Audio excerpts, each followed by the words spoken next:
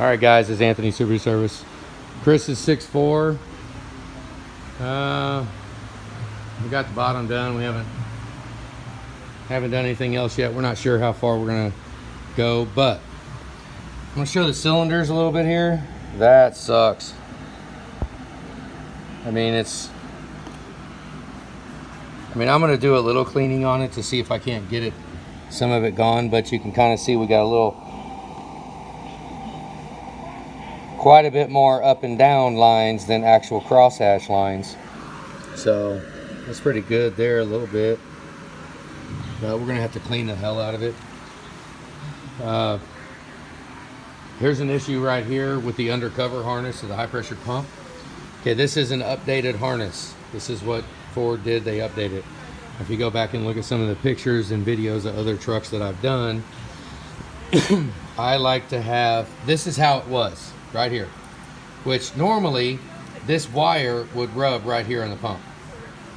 Okay? When I put them on, I really like this. I want to put it underneath there and push it up into that connector behind there, and then line this with zip ties so it does not move. Now let me show you why. On this updated undercover harness. Now it doesn't really focus. Let's see if I, right there. See the orange wire? That's an updated harness that has chafed up against the pump. So just because it's updated don't mean it's updated. Once again, that's why if you guys do this, go ahead and shove it all the way up under there and then line this with zip ties and it'll push it up there and you won't have a care in the world. We don't want that wire to touch this pump. That's what happens. The wire touches the pump, shorts out, and you pop fuses. Truck won't, it's cab off. Or it's turbos off, I guess, if they've been off before, as long as you can get the bolts off the back of the turbo. I mean, yeah, just for shoot. But, yeah, that sucks. This side doesn't look too bad. We got a couple of spots in the cylinders. I got to clean them out one more time before I bar it over. I'm not going to bar them over yet. Chris does have a whole set of rockers. We got one worn one. Let's see if I can get it to focus. That one's actually kind of worn. See it? Compared to that one. See the difference? Worn the hell out. So if one rocker's bad, but he's got a set, so it don't matter. Done deal. Oh, let's look over here.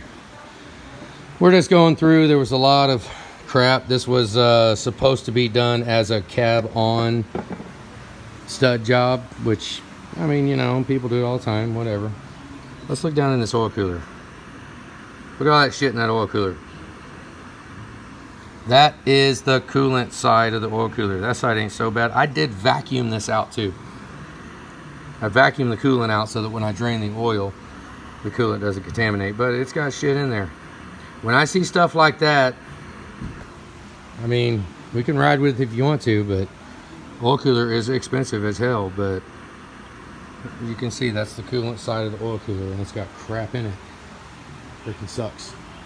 He did have this gasket set, so, oh, I know my phone ain't focusing. We're gonna use, we're trying to go easy on the wallet here. He already had that stuff, so I don't know. If you want, the head gaskets scare me, but we can go for it. Driver's side injector harness. Yeah.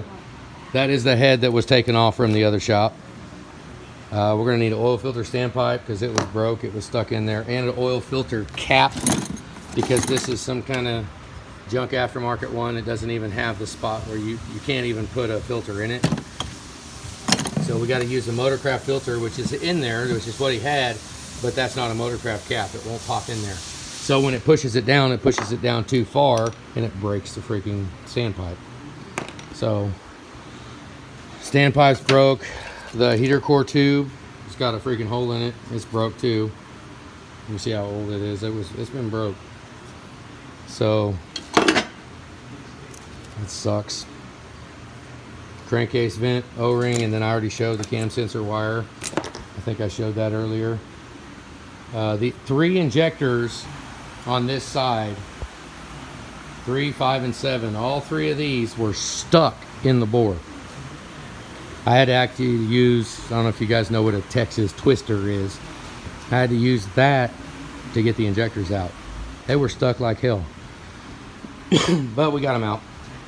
So, looks like all of its studs are still there. I'll probably, just to save some money, maybe run a thread chaser down those studs and reuse them.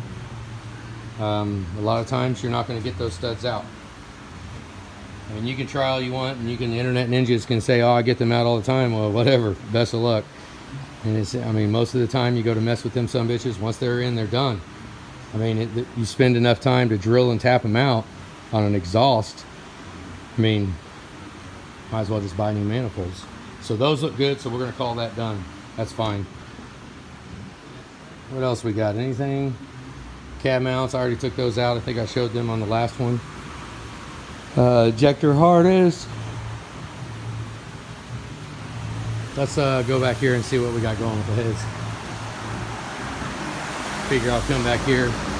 Here's where the valves are. This shop is a mess right now. I got a 6.7 going over there. I got a 6 liter going over there.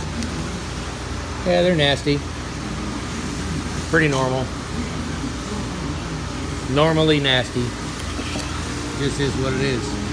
Disgusting. Almost to the point to where you'll get a port job just by cleaning.